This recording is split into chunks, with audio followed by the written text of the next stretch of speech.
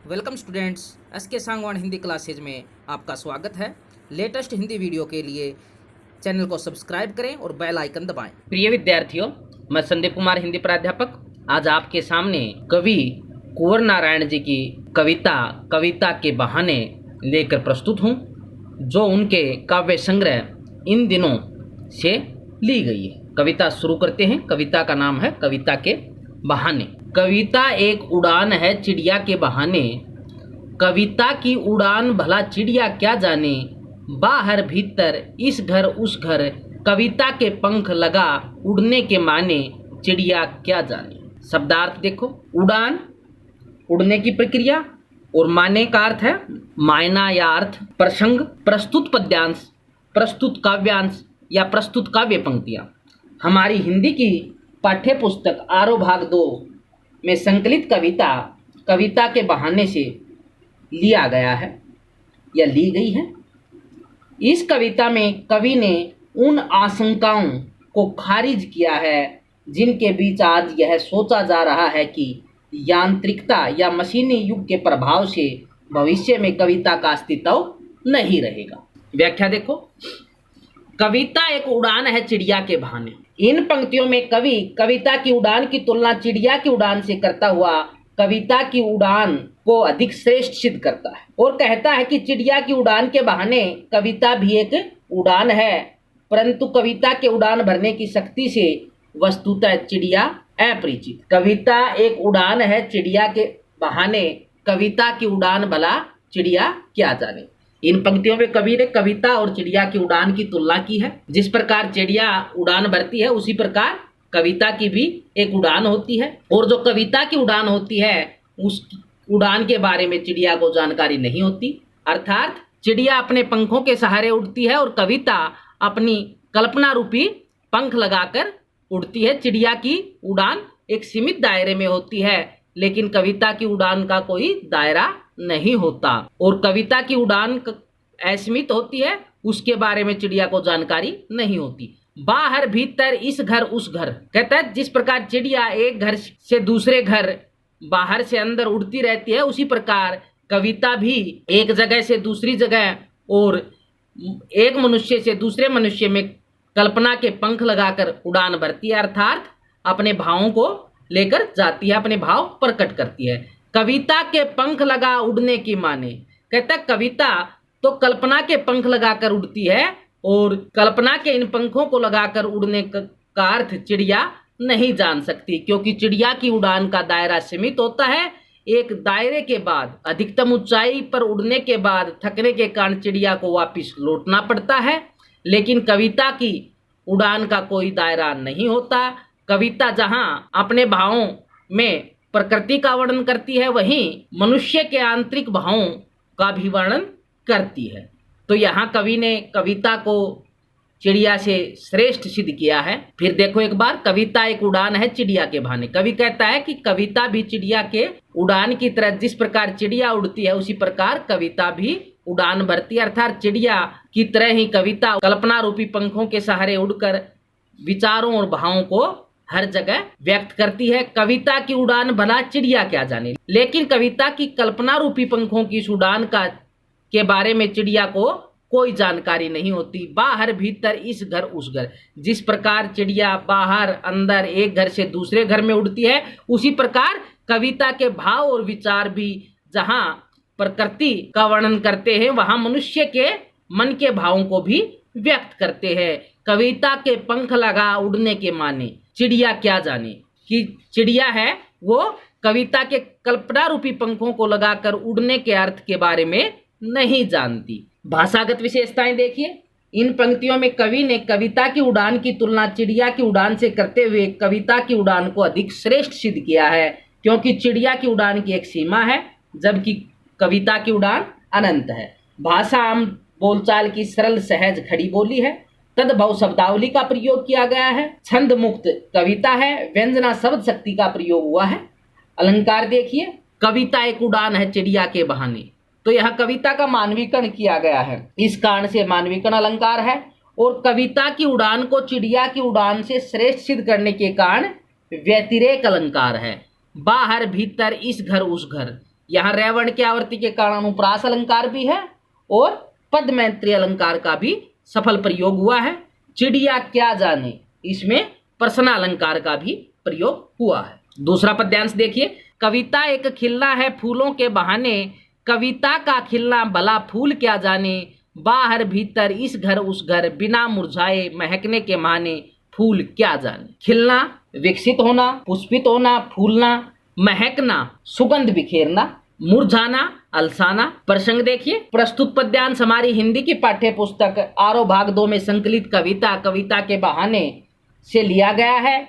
इसके कवि कुंवर नारायण जी हैं। उन्होंने इस कविता में उन आशंकाओं को खारिज किया है जिनके बीच आज यह सोचा जा रहा है कि यांत्रिकता के प्रभाव से इस भौतिकवादी युग में कविता का अस्तित्व समाप्त हो जाएगा। व्याख्या देखिए, कविता एक खिलना है फूलों के बहाने, कविता का खिलना भला फूल क्या जाने। इन पंक्तियों में कवि ने कविता के खिलने अर्थात दूसरों को अपनी खुशबू से प्रसन्नचित करने की तुलना फूलों के खिलने से करते हुए कविता के खिलने को फूलों के खिलने से अधिक श्रेष्ठ सिद्ध करते हुए कहा है कि फूलों के खिलने अर्थात महकने के बहाने कविता भी अपनी महक से दूसरों को प्रसन्न रखने की शक्ति रखती है, परंतु कविता के खिलने और महकने की शक्ति से वस्तुतः फूल परिचित नहीं है, फूलों को जानकारी नहीं है, क्योंकि फूलों के खिलने की एक निश्चित सीमा होती है। बाहर भीतर इस घर उस घर, जो बाहर भीतर इस घर उस घर तक सीमित होती है। फूल चाहे खिलकर कितने भी सुगंध बिखेरें, परंतु कुछ समय बाद ये अवश्य ही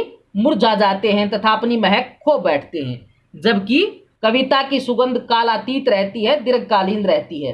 बिना मुरझाए महकने के माने फूल क्या जाने। कविता एक बार खिलने के बाद कभी मुरझाती नहीं। इसकी सुगंध समय और स्थान दोनों को अपने आकोश में लेकर सर्वत्र अपनी कभी न समाप्त होने वाली खुशबू बिखेरती रहती है। कहने का भाव यह कि फूल अपनी खुशबू से कविता अपने विचारों, उपदेशों, शिक्षाओं से लोगों को प्रसन्न करती है, परंतु फूल जहाँ कुछ समय बाद मुरझाकर अपनी खुशबू खो बैठते हैं, वहीं कविता अनंत काल तक अपने विचारों, उपदेशों, शिक्षाओं से लोगों को निरंतर प्रसन्न बनाए रखती है। एक बार फिर देखो, कविता एक खिलना है फूलों के बहाने, कविता का खिलना भला फूल क्या जाने। कि कविता भी जिस प्रकार फूल खिलकर अपनी सुगंध बिखेरते हैं, उसी प्रकार कविता भी खिलकर अपने भावों से, विचारों से लोगों को सुगंधित करती है, लोगों को खुश करती है, प्रसन्न करती है। कविता का खिलना भला फूल क्या जाने, लेकिन कविता का खिलकर अपने भावों और विचारों को व्यक्त करना फूलों की जानकारी में नहीं है, फूलों को इसका ज्ञान नहीं है। बाहर भीतर इस घर उस घर, कहता है फूल अपनी सुगंध घर के बाहर अंदर इस घर उस घर बिखेरते रहते हैं, और कविता भी अपने भावों और विचारों रूपी सुगंध से सारे वातावरण को खुश करती है, प्रसन्न रखती है। बिना मुरझाए महकने के माने फूल क्या जाने, लेकिन फूल कुछ समय बाद मुरझा जाते हैं और कुछ समय तक ही फूलों की सुगंध विद्यमान रहती है, लेकिन कविता के भावों और विचारों, उपदेशों, शिक्षाओं की सुगंध कालातीत होती है, वह लंबे समय तक विद्यमान रहती है, वह अनंत काल तक विद्यमान रहती है, जिसका अर्थ फूल नहीं जानते। भाषागत विशेषताएं देखिए, इन पंक्तियों में कवि ने कविता की दूसरों को प्रसन्न रखने की शक्ति को फूलों की दूसरों को प्रसन्न रखने की शक्ति से श्रेष्ठ सिद्ध किया है, क्योंकि फूलों की खुशबू अल्पकालिक होती है, जबकि कविता की खुशबू अनंतकालिक होती है। भाषा आम बोलचाल की खड़ी बोली है, तद्भव शब्दावली का प्रयोग किया गया है। कविता छंद मुक्त है, व्यंजना शब्द शक्ति का प्रयोग किया है। अलंकार देखिए, कविता का मानवीकरण किया गया है, तो इसलिए मानवीकरण अलंकार है, और कविता के खिलने को फूल के खिलने से श्रेष्ठ बताने के कारण व्यतिरेक अलंकार है। बाहर भीतर इस घर उस घर, इसमें रैवण की आवर्ती, बाहर भीतर में रैवण की आवर्ती के कारण उपरास अलंकार है। इस घर उस घर में पद मैत्री अलंकार का सफल प्रयोग है। बिना मुरझाए महकने, बिना मुरझाए महकना, यहाँ विरोधाभास अलंकार का प्रयोग हुआ है। अंतिम पद्यांश देखिए, कविता एक खेल है बच्चों के बहाने, बाहर भीतर यह घर वह घर, सब घर एक कर देने के माने, बच्चा ही जाने। सब घर एक कर देने का अर्थ किसी से कोई अंतर न करना, सबको बराबर समझना। माने का अर्थ मायना। प्रसंग प्रस्तुत पद्यांश हमारी हिंदी की पाठ्य पुस्तक आरोह भाग 2 में संकलित कविता कविता के बहाने से लिया गया है। इस कविता में कवि ने उन आशंकाओं को खारिज किया है जिनके बीच वर्तमान समय में सोचा जा रहा है कि भौतिकता और यांत्रिकता के प्रभाव के कारण भविष्य में कविता का अस्तित्व नहीं रहेगा। इन पंक्तियों में कवि ने कविता के किसी में कोई भेद न करने के गुण को बच्चों के किसी में कोई भेद न करने के गुण के समान बताया है कि जिस प्रकार बच्चा किसी में कोई भेद नहीं करता, उसी प्रकार कविता भी किसी में कोई भेद नहीं कर। कविता एक खेल है बच्चों के बहाने, बाहर भीतर यह घर वह घर। इन पंक्तियों में कवि कहता है कि जिस तरह बच्चा अपने खेल से बाहर भीतर इस घर उस घर अर्थात सब घरों को एक कर देता है, उसी प्रकार बच्चों के खेल की तरह कविता भी कवि द्वारा रचित शब्दों का एक ऐसा खेल है जो अपने भावों, विचारों, उपदेशों, शिक्षाओं आदि से अमीर गरीब, जाति पाति, छूत अछूत आदि में कोई भेद नहीं रहने देता और सबको एकाकार कर देता है। सब घर एक कर देने के माने बच्चा ही जाने। कवि के कहने का अभिप्राय है कि जिस प्रकार एक छोटा बच्चा ऊंच नीच अपने प्राय छोटे बड़े छूत अछूत में कोई भेद नहीं समझता और सबको एक ही दृष्टि से देखता है, उसी प्रकार कविता भी ऊंच नीच अपने प्राय छोटे बड़े छूत अछूत आदि में कोई भेद नहीं समझती और सबको समान समझती है। अतः समाज के उत्थान के लिए बच्चे तथा कविता दोनों की ही नितांत आवश्यक। फिर देखो, कविता एक खेल है बच्चों के बहाने, बाहर भीतर यह घर वह घर, सब एक कर देने के माने बच्चा ही जाने। पिछले पद्यांशों में पहले पद्यांश में कवि ने कविता की तुलना चिड़िया से की, वहां चिड़िया की उड़ान से कविता की उड़ान को श्रेष्ठ बताया। दूसरे पद्यांश में कवि ने कविता की तुलना फूल से की और वहां कविता की सुगंध को फूल की सुगंध से श्रेष्ठ बताया।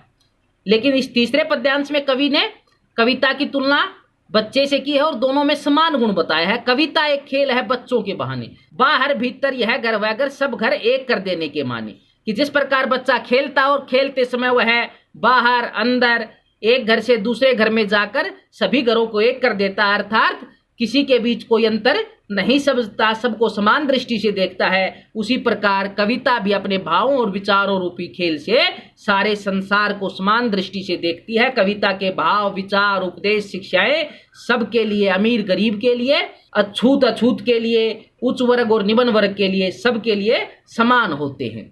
इसलिए यहाँ पर कवि ने कविता की तुलना बच्चे से की है। जिस प्रकार बच्चा सबको एक निगाह से, एक नज़र से देखता है, उसी प्रकार कविता भी अपने भाव और विचारों द्वारा सबको शिक्षा प्रदान करती है, किसी में अंतर नहीं करती। भाषागत विशेषताएं देखिए, इन पंक्तियों में कवि ने कविता को बच्चे के समान भेदभाव की स्थिति से विलग बताया है।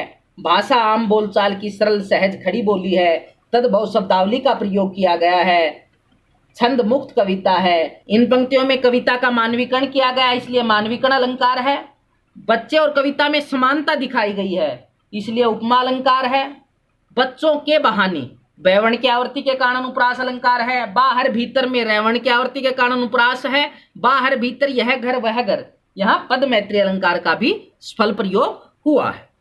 इसी के साथ आपकी कविता के बहाने की व्याख्या यहीं समाप्त होती है। ये व्याख्या आपको अपनी कॉपी में लिखनी भी है और स्मरण भी करनी है। धन्यवाद।